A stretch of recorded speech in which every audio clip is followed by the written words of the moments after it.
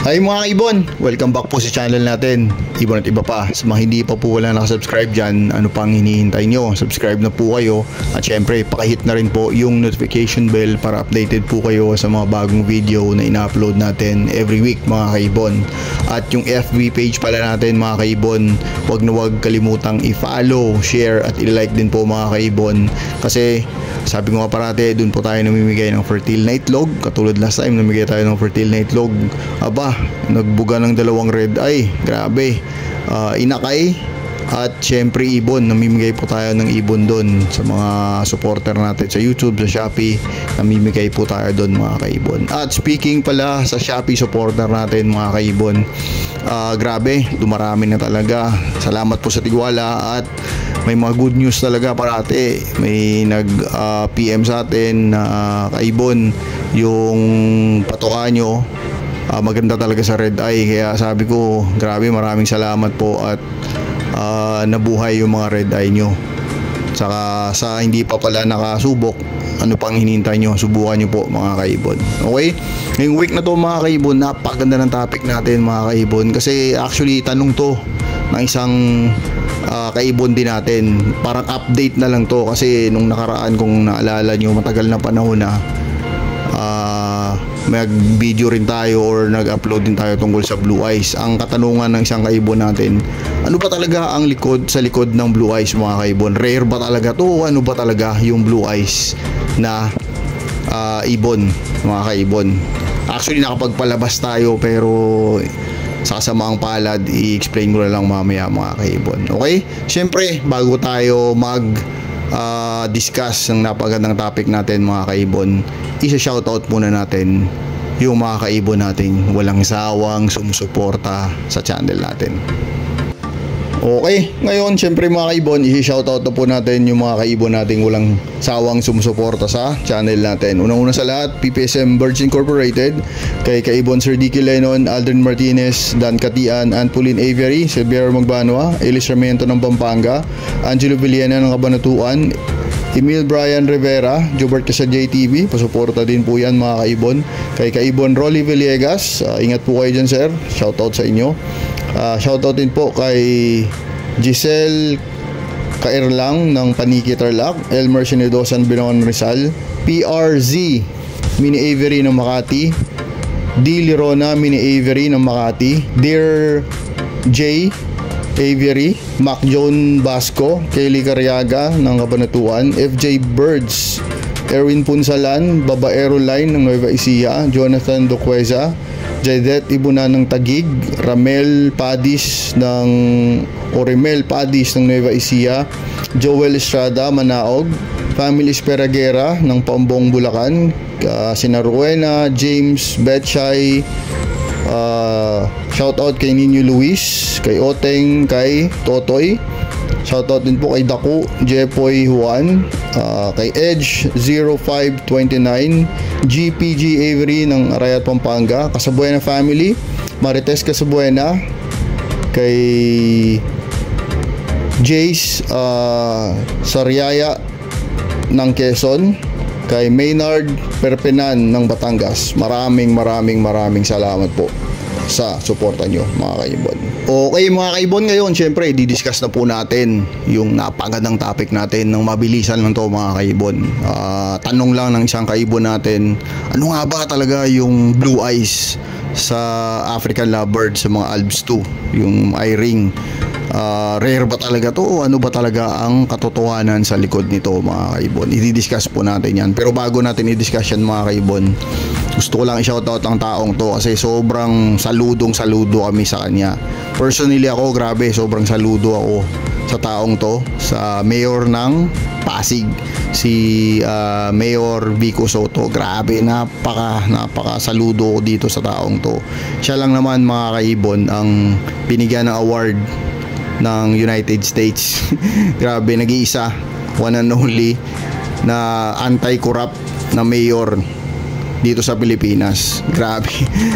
Ang nasave lang naman nila sa Pasig ngayon is 1.2 billion dahil hindi po sila nagkakat o wala pong kickback sa mga project nila. Grabe, isipin nyo yun mga kaibon, kung ganun sana ang mga politiko dito sa Pilipinas. Kung di sana mga basura ang politiko dito sa Pilipinas. Sorry sa term mga kaibon, kasi 99% po basura talaga. Ito po yung mga natatanging mga 1%. Grabe, sana ganito yung mga politiko sa Pilipinas. Siguro ang unlad ng Pilipinas.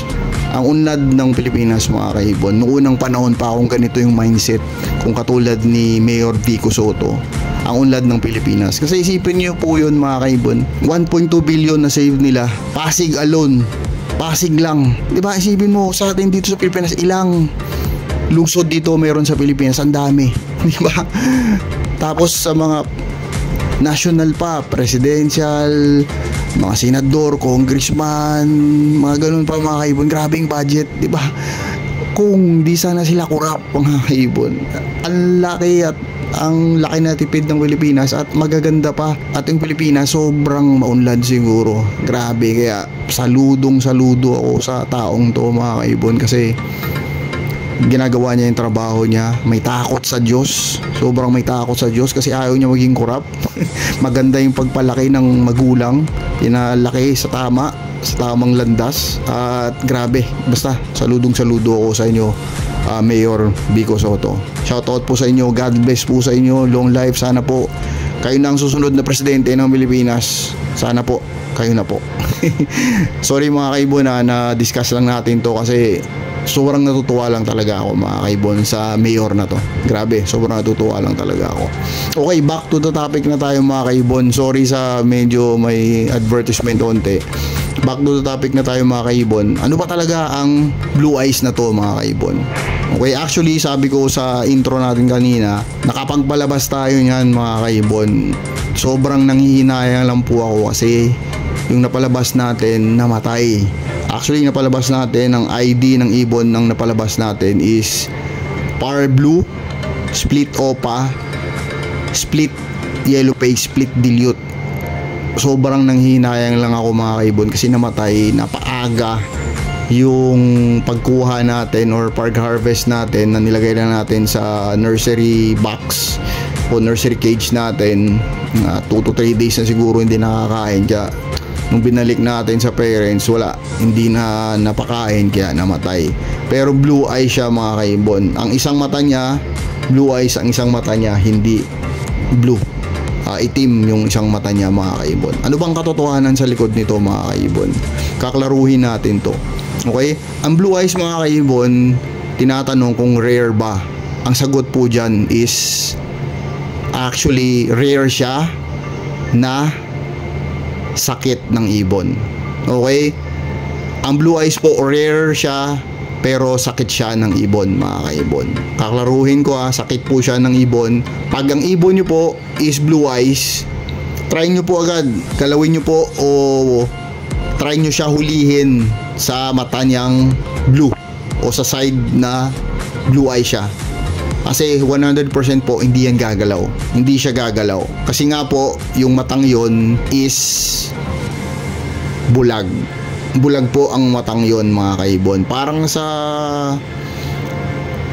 how do we put an example on this? Parang siguro sa katarata, parang ganun. Pero hindi kasi hindi na talaga nakakakita mga kaibon. Tayo, sabi ko kanina, nakapagpalabas tayo at namatay lang. Kaya tinesting natin, ay blue eyes.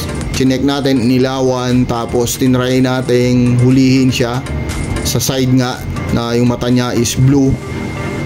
Unfortunately mga kaibon, bulag po ang blue eyes. Kaklaruhin ko din mga kaibon, tinanong din kasi kung mutation siya. Hindi po siya mutation. Sakit po siya ng ibon. Rare siya na sakit ng ibon, kasi kung hindi siya rare na sakit ng ibon, karamihan siguro sa mga ibonan magkakaroon ng ganong sakit yung ibon nyo. Pero yun nga po mga kaibon, hindi siya mutation, isa sang sakit ng ibon na magiging bulag yung ibon nyo pag blue eye siya mga kaibon. Hindi naman siya mamamatay. Actually, may mga nabubuhay naman, pero yun nga po mga kaibon, bulag po yung ibon pag blue eyes po sila. Okay mga kaibon, sana po nasagot ko yung tanong mo kaibon na ang ibon na to is hindi mutation.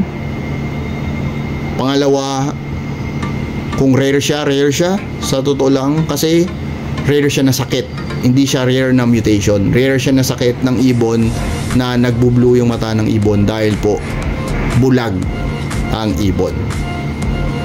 Okay mga kaibon, napakabilis lang po ng topic natin ngayon mga kaibon, kasi gusto ko lang sagutin niya ng mabilisan para malinawan na po kung ano ba talaga yung blue eyes sa eye-ring o Albs 2. Pagka nagkaroon po kayo niyan mga kaibon, i-comment nyo rin ang experience nyo kung ano, marami makakabasa para masabi nyo rin o malaman din nila kung ano yung katotohanan sa likod ng blue eyes.